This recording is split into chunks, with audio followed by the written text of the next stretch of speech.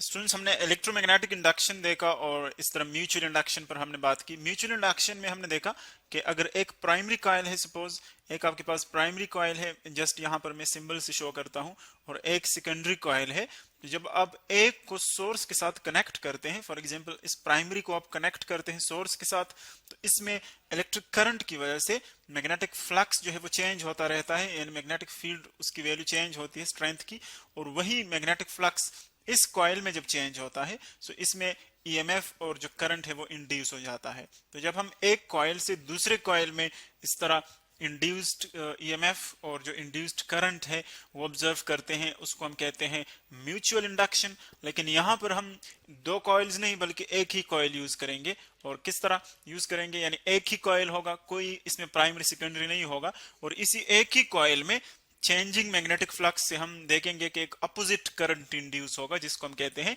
Self induction.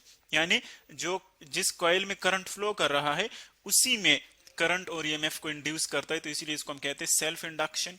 आप पहले यहां पर कंसीडर कर ले, ये हमारे पास एक सोर्स कंसीडर कर ले जिससे हम इलेक्ट्रिकल एनर्जी उसको प्रोवाइड करते हैं, एक्चुअली इलेक्ट्रिकल करंट या फिर ईएमएफ आप कंसिडर कर ले।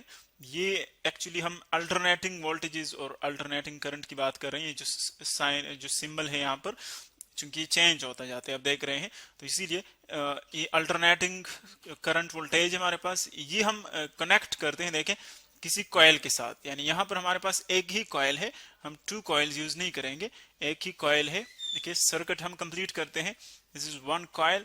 अब एक ही कॉइल है लेकिन इसमें जो नंबर ऑफ टर्न्स है वो मैनी नंबर ऑफ टर्न्स है। यानी यहाँ पर हम ड्रा कर रहे हैं, आप देख रहे हैं कि कॉइल है लेकिन वो मुख्तलिफ जो है एक से ज्यादा टर्न से बना है, सो दैट्स वाई हम कहेंगे कि यहाँ पर नंबर ऑफ टर्न ज्यादा है। ये आ गया। इस तरह के बिल्कुल स्प्रिंग होता है, आपने देखा होगा, स्प्रिंग को आप यूं कनेक्ट कर सकते हैं, या सोलेनाइड जो हमने पढ़ा था उसको आप यूं कनेक्ट कर सकते हैं। सो ये आ गया हमारे पास वो सिचुएशन जिसमें हम सेल्फ इंडक्शन पढ़ेंगे। यहां से आप कंसिडर कर लें कि इलेक्ट्रिक करंट जो हम यहां से प्रोवाइड कर रहे हैं, इलेक्ट्रिक करंट यहां से प्रोवाइड कर रहे हैं, ये उसकी डायरेक्शन है। अब अगर आप देखिए इलेक्ट्रिक करंट जब यहां से अल्टरनेटिंग इलेक्ट्रिक करंट यहां से फ्लो करेगा यूं, अब उसकी जो डायरेक्शन है हमारे पास, हम यूं पढ़ते हैं, लेट्स सपोज यहां पर उसकी ये डायरेक्शन है इलेक्ट्रिक करंट की, यानी यू इसमें फ्लो कर रहा है। अब अगर ये इस इलेक्ट्रिक करंट की डायरेक्शन है, सो देखिए राइट हैंड रूल के मुताबिक, यानी या अगर आप यूं देखें, ये वाली ये इलेक्ट्रिक करंट की डायरेक्शन है यहाँ से, सपोज क्योंकि पहले हमने थोड़ा सा रॉन्ग ड्रा किया था, ये इलेक्ट्रिक करंट की डायरेक्शन है। तो अगर आप देखें राइट हैंड को इस तरह यहाँ पर अप्लाई कर ले कि तंब के अलावा जो फिगर्स हैं वो इस करंट की डायरेक्शन में आ जाए, और जो तंब होगा वो आपको मैग्नेटिक फील्ड की डायरेक्शन देगा। सो यहाँ पर आप क्लियरली देख सकते हैं कि मैग्नेटिक फील्ड जो यहाँ पर प्रोड्यूस होगा इस इलेक्ट्रिक करंट की वजह से, उसकी डायरेक्शन क्या होगी, यूं होगी। यानी ये मैग्नेटिक फील्ड इस तरह प्रोड्यूस होगा। ये मैग्नेटिक फील्ड लाइंस है जो प्रोड्यूस हो रहे हैं इस करंट की वजह से। मैं इसको स्ट्रेट ड्रा कर रहा हूँ, लेकिन सारे स्ट्रेट नहीं होते, जो मेडल पर होते हैं वो अप्रोक्सीमेटली पैरेलल होते हैं, और जो एजेस के पास होते हैं ये वाले, ये कर्व्ड होते हैं इस तरह। ये मैनी लाइन्स आप देख रहे हैं। अब देखें एक ही कॉइल में हमने देखा कि इस कॉइल में जब करंट फ्लो कर रहा है, सॉरी इस टर्न में, सो यहाँ पर इस टर्न में जब करंट फ्लो करेगा, सो इसके सामने बिल्कुल देखिए सेकंड टर्न है ये वाला, ये फर्स्ट टर्न है, इसको फर्स्ट कंसिडर कर लें, और ये है सेकंड टर्न। तो जब फर्स्ट टर्न में मैग्नेटिक फील्ड प्रोड्यूस होगा तो उसके लाइंस जो है आप देख रहे हैं कि सेकंड टर्न से पास हो रहे हैं। तो बिल्कुल उसी तरह सिचुएशन है म्यूचुअल इंडक्शन की तरह, कि जब इस कॉइल के मैग्नेटिक लाइंस इससे पास होंगे इस सेकंड कॉइल से, सो अगर ये चूंकि अल्टरनेटिंग करंट है तो इसकी जो मैग्नीट्यूड है वो चेंज होती रहती है, वेरी करती है, यानी कभी कम कभी ज्यादा।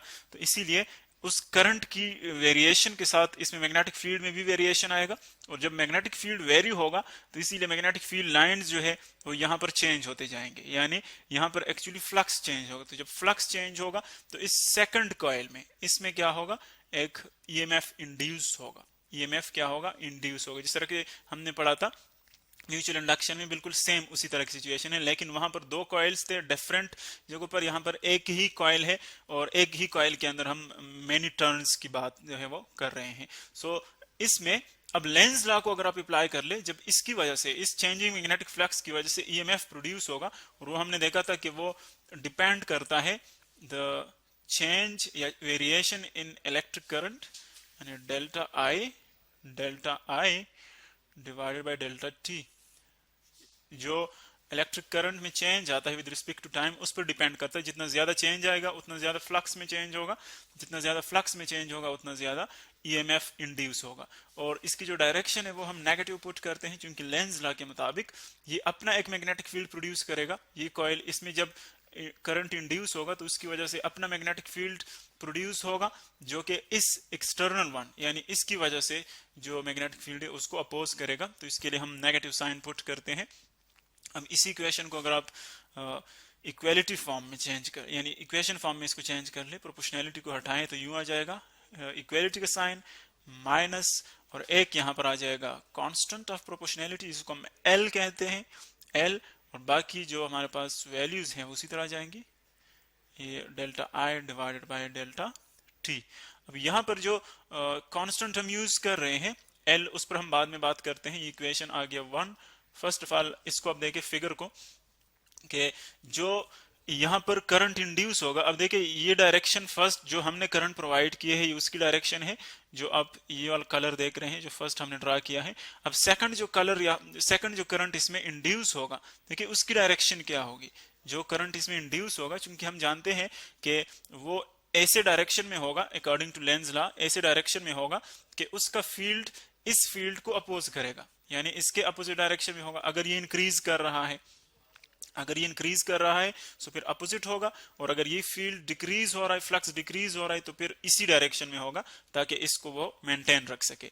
तो अब जो है जब वो इंक्रीज कर रहा है सो वो अपोजिट डायरेक्शन में फील्ड अप्लाई करेगा, अपोजिट डायरेक्शन में फील्ड अप्लाई करेगा, तो करंट की डायरेक्शन जो होगी, जो इंड्यूस्ड करंट है वो अपोजिट होगी, यूं होगी। देखें यहां पर करंट की डायरेक्शन अपवर्ड है तो दूसरे में वो डाउनवर्ड होगी। तो आप देख रहे हैं कि जब वो अपोजिट करंट इंड्यूस होगा इसमें, तो एक्चुअली वो क्या करता है, वो इस करंट में जो चेंज आ रहा है, जो इंक्रीजिंग चेंज आ रहा है इस करंट में, इलेक्ट्रिक करंट में, एक्चुअली उसको मेंटेन रखता है। तो हम यूं भी कह सकते हैं कि ये जो इंडक्टर है, एक्चुअली यहां पर जो सेल्फ इंडक्शन हो रही है, तो इस सर्किट के इस पोर्शन को हम क्या कहेंगे, इंडक्टर। ये क्या है हमारे पास, इंडक्टर, क्योंकि यहां पर ये एक्चुअली एक्ट कर रहा है और सेल्फ इंडक्शन के लिए ये एजेंट है, ये एक्टर है, तो इसीलिए इसको हम इंडक्टर कहेंगे। सो इंडक्टर एक्चुअली हमारे पास वो पोर्शन है इलेक्ट्रिक सर्किट में जिसमें जो अपोजिट करंट इंड्यूस हो रहा है वो एक्चुअली इसको मेंटेन रखता है, यानी इसकी जो हमारे पास जो अप्लाइड करंट है उसमें जो भी चेंज आता है उसको अपोज करता है। अगर करंट इंक्रीज हो रहा है जो इंड्यूस्ड करंट है वो इसके अपोजिट होगा, और अगर ये करंट डिक्रीज हो रहा है तो फिर इंड्यूस्ड करंट इसी डायरेक्शन में होगा ताकि इसकी जो डिक्रीजिंग चेंज है उसको मेंटेन रख सके। ये तो इसकी हमारे पास थ्योरी आ गई। अब ये जो इक्वेशन बन रहा है बिल्कुल सेम जिस तरह के हमने म्यूचुअल इंडक्शन में पढ़ा था। यहाँ पर एल जो है वो कांस्टेंट ऑफ प्रोपोर्शनैलिटी है, और इसको हम कहते हैं सेल्फ इंडक्टेंस। क्या है एल हमारे पास, सेल्फ इंडक्टेंस। सेल्फ इंडक्टेंस क्या है, आप यहां पर इसकी जो इक्वेशन है वहां से इजीली आप इसको डिफाइन कर सकते हैं।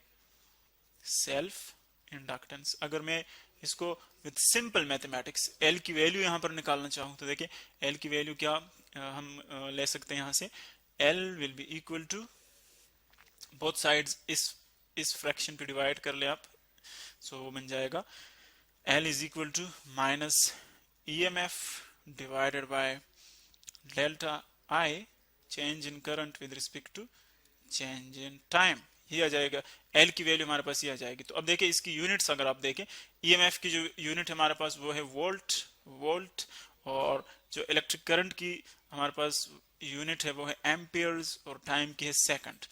अगर जो चेंज करंट में आ रहा है, अगर 1 सेकंड में 1 एम्पियर चेंज आ रहा है और वो 1 वोल्ट आपको ईएमएफ प्रोवाइड कर रहा है, इंड्यूस कर रहा है, तो इसकी जो सेल्फ इंडक्टेंस होगी वो क्या होगी, वो 1 हेनरी होगी। यानी इसकी जो यूनिट है वो हमारे पास हेनरी है, जिसको हम कैपिटल एच से डिनोट करते हैं। अगर हम पूरा लेके यूं हेनरी, और इसकी जो सिंबल है वो होगा 1 कैपिटल एच, हेनरी। तो ये हमारे पास है थ्योरी सेल्फ इंडक्शन की, बिल्कुल सिमिलर है टू द म्यूचुअल इंडक्शन, लेकिन इसकी जो देखिए आपने जो करस्पॉन्डेंस है बिल्कुल इसी तरह, फैक्टर्स बिल्कुल उसी तरह है, सेम चीजों पर डिपेंड करता है, एरिया पर, इसकी सेपरेशन पर, और मैग्नेटिक मटेरियल जो आप इसके अंदर यूज कर रहे हैं, लेकिन डिफरेंस सिर्फ ये है कि यहाँ पर एक ही कॉइल है, वहां पर दो कॉइल्स थे।